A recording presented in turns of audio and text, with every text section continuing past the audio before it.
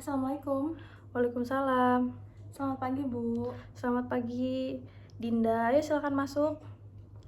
Silakan duduk, Dinda. Pilih kursi yang kamu rasa nyaman untuk duduk di sini ya. Terima kasih, Bu. Saya duduk di sini ya. Apakah kamu sudah merasa nyaman duduk di situ? Iya, Bu. Saya nyaman duduk di sini. Bagaimana kabarmu hari ini? Alhamdulillah, kabar saya hari ini baik-baik saja, Bu.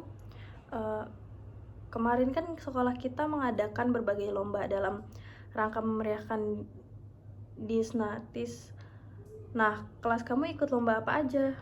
Kemarin kelas saya mengikuti lomba menghias tumpeng dan juga lomba parade, Bu. Wah, seru sekali ya. Dinda jadi pegang apa atau jangan-jangan sebagai penyanyinya? Saya tidak pegang apa-apa, Bu. Saya hanya sebagai penyemangat di bawah panggung. Kenapa? Apakah kamu tidak suka dengan musik?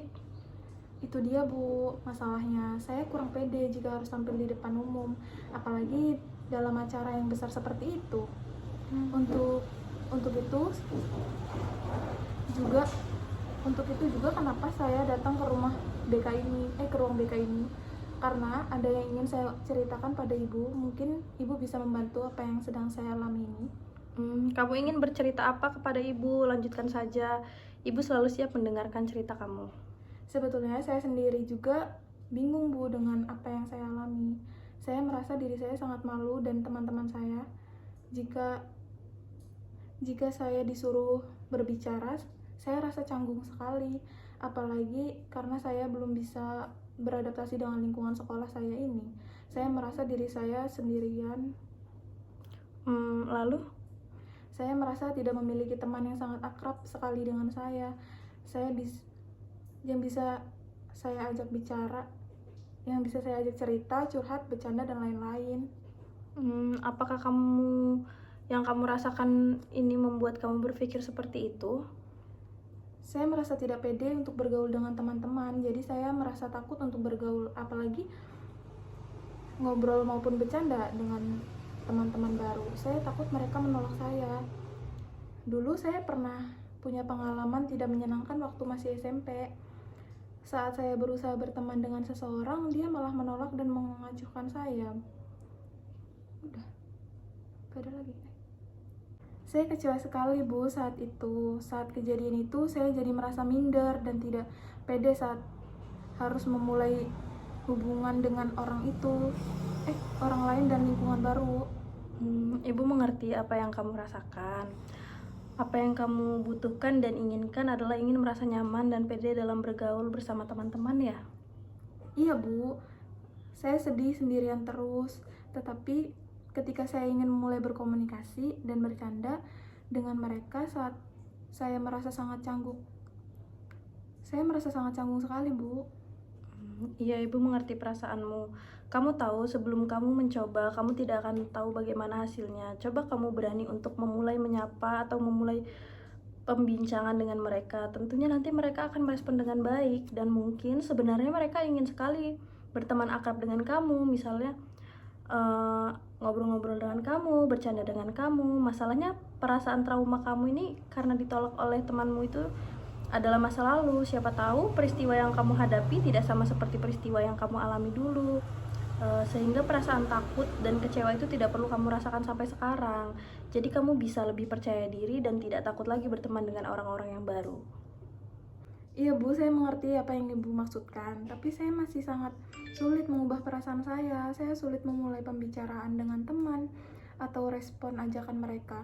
Saya bingung harus mulai dengan sikap yang bagaimana, mulai dari mana, dan dengan perkataan seperti apa.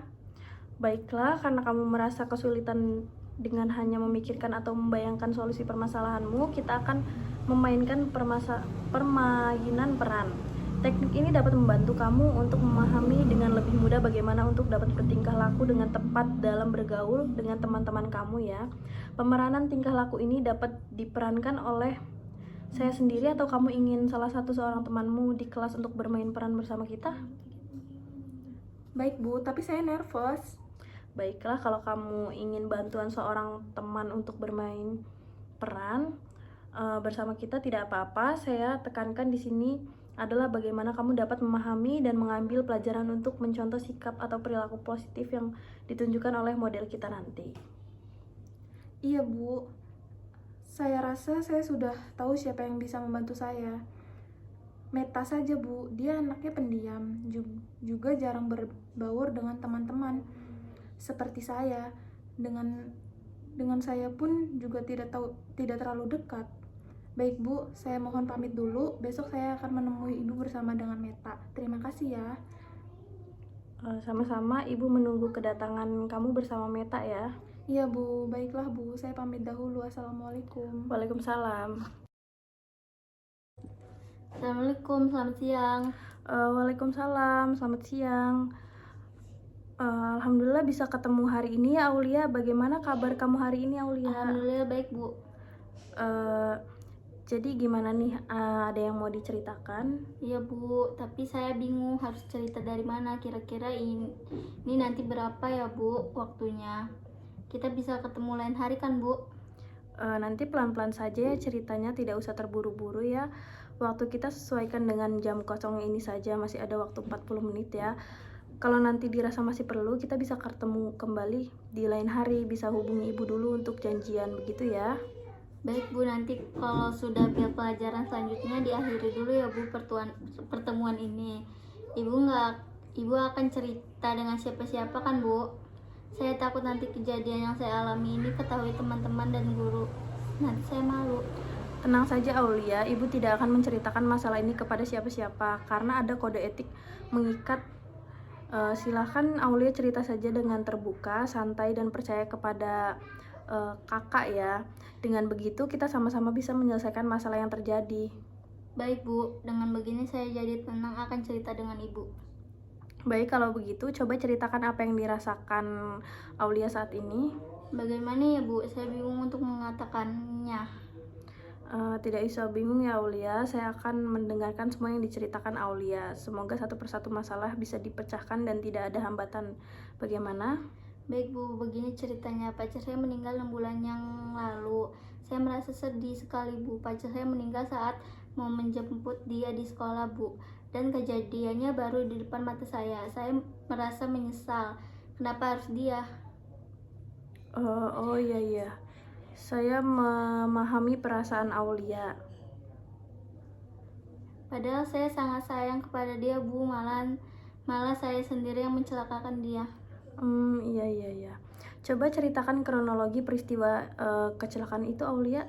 Saat itu pagi saya pengen banget menjemput pacar saya. Akhirnya saya SMS pacar saya yang sudah mulai kuliah untuk menjemput sekolah.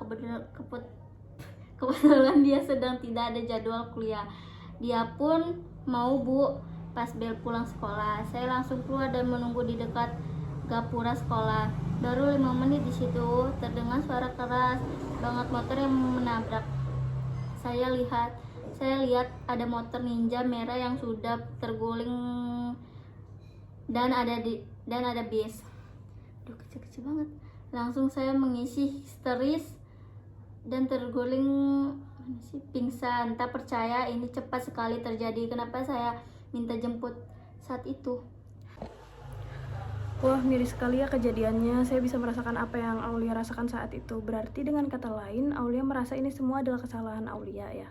Bu, saya merasa ini semua adalah kesalahan saya. Saya berpikir juga harus mati untuk menebus kesalahan ini Bu. Coba dipikir 2-3 kali lagi apakah berpikir seperti itu sudah sesuai. Entahlah Bu.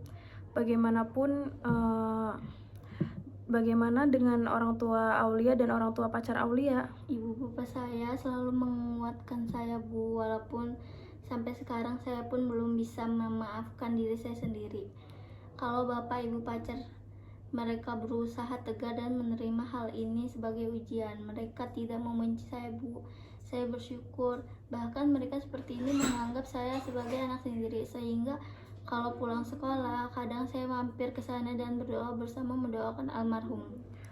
Ibu bapak selalu menguatkan Aulia ya, dan orang tua pacar tidak membenci Aulia. Nah, mari kita pikirkan bersama-sama Aulia. Keluarga selalu menguatkan Aulia, tetapi Aulia ingin menebus kesalahan dengan ikut mati. Menurut Aulia itu cara yang paling tepat.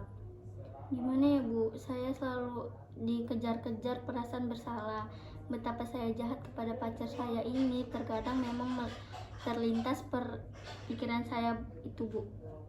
Jadi menurut Aulia, karena kematian pacar, Aulia selalu merasa bersalah dan berpikir ingin mati saja tanpa menghiraukan keluarga Aulia dan keluarga pacar yang menyayangi Aulia. Hal itu merupakan keputusan yang tepat, begitu. Iya, Bu, saya rasa itu cara terbaik dalam menyelesaikan masalah ini. Untuk apa saya hidup kalau pacar saya tidak ada? Hidup terasa hampa, Bu. Baiklah Aulia, coba tenangkan pikiran terlebih dahulu dengan ikut mati. Apakah masalah itu dirasa sudah selesai? Apa dengan kematian Aulia orang tua tenang begitu? Bukannya dengan ikut mati, dengan bunuh diri, berarti Aulia menambah permasalahan karena orang tua harus kehilangan anak secantik Aulia. Nah, iya, Bu. Sepertinya saya malah menambah masalah dengan bunuh diri. Tetapi saya tidak tahu dengan cara apa lagi agar bisa menyelesaikan masalah. Nah, berarti Aulia sekarang merasa bahwa ikut mati bukan solusi dan permasalahan ini kan? Iya, Bu, saya mengerti itu. Tapi saya masih belum bisa memaafkan diri saya atas meninggalnya pacar saya. Saya masih merasa bersalah karena itu, Bu. Merasa akar masalah yang terjadi adalah karena saya.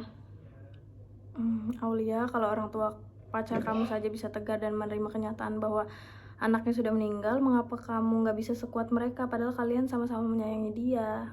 Iya sih, Bu, mungkin saya yang berpikir terlalu pendek.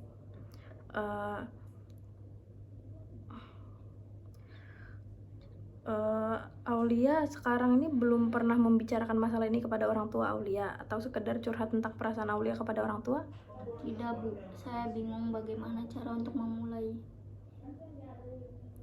membicarakan hal ini. Saya takut orang tua saya berpikir saya mulai tidak fokus sekolah.